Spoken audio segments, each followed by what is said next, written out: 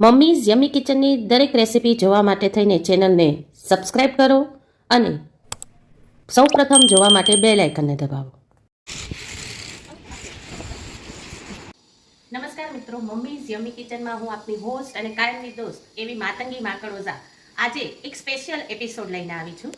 આજે આપણે જૈનોના જે પર્યુષણ ચાલી રહ્યા છે એ અંગેનો એક આખો એપિસોડ લઈને આવ્યા છીએ અને આપણે આવ્યા છીએ ઝંખનાબેન કોઠારીને ત્યાં. અને એની પહેલા આપણે મળશું હેમાબેન કોઠારીને.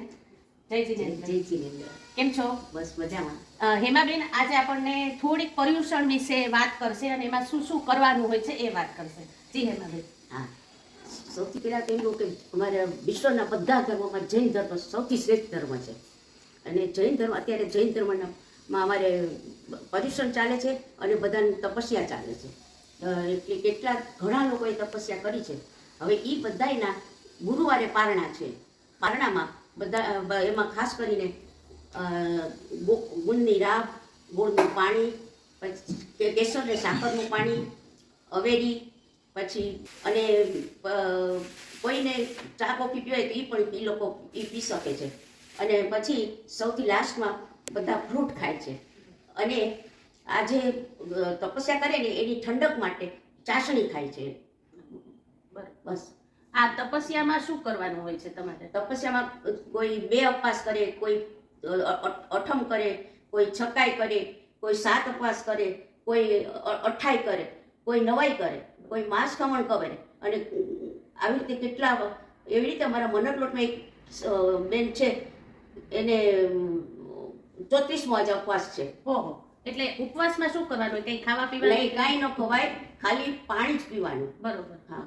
અને બસ પછી એટલે આખો દિવસ કઈ ખાવાનું ના ખાય. પછી અમે સવારે ઉપવાસ રહીએ જાય. બરોબર. અને બપોરે જમીએ. બરોબર. ઉપવાસ ન હોય તો. બરોબર. અને પછી સાંજે સૂર્યાસ્ત પહેલા જમી લઈએ. બરોબર. અને ત્યાર પછી સાંજે પ્રતિક્રમણ કરીએ.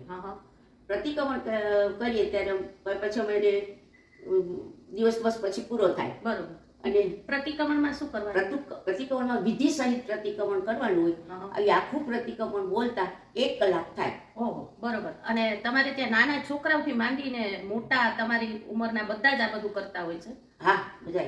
બહુ નાની ઉંમરના પણ ઘણા 3 ઉપવાસ 8 ઉપવાસ કરે, એટલું કરી શકે. આમ ઘણા કરે. વાહ.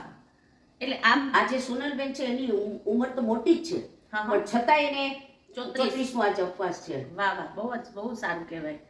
અને પાછું કાંઈ ખાવા પીવાનું નહીં, માત્ર પાણી. કાંઈ નહીં, ઉકાળેલું પાણી પીવાનું, બાકી કાંઈ નહીં. અચ્છા. પણ છતાંય એટલી શક્તિ ને એનર્જી રહે છે? હા, રહે છે. ઈશ્વર મહાવીર સ્વામી પોતે આપે છે આપણને શક્તિ. અમારે જો આ મહાવીર સ્વામીના ગઈકાલે જન્મદિવસ હતો, એટલે એમાં બધાને પાયણા જેની શક્તિ હોય ને લઈ શકે. એટલે અમે આ પાયણું લીધું. સપના એની મમ્મીને 14 સપના આવ્યા હતા.